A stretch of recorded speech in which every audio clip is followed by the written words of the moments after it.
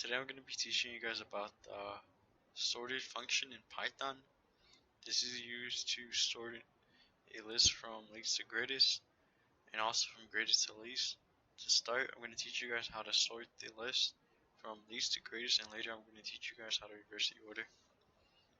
So I'm going to create a list assigned the variable x, and within this list I'm going to place 1, 2, 3.123, 2.2, 1.2,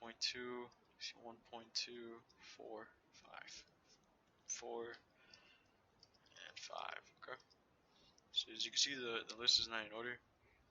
If I print x, it's not in order.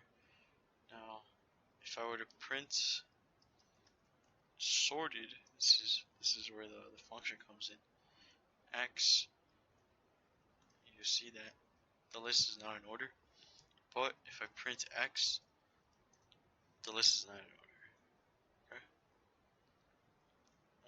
When I'm printing followed by sorted, the function nx, it prints out in order. But if I were to simply just print x even after the call, it's still not in order. So what you have to do is you actually have to assign it. So you do sorted and then x right here.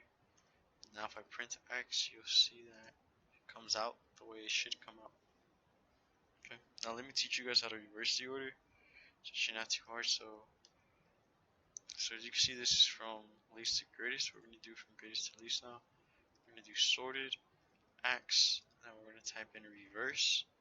We're going to say is equal to true. Okay.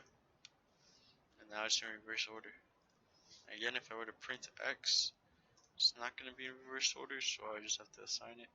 So I'll say x is equal to sorted x reverse true. Right, capital T. Okay. Now if I print x, it's going to be in reverse order. So if you have any questions, comments, concerns, leave them in the comment section and or shoot me an email.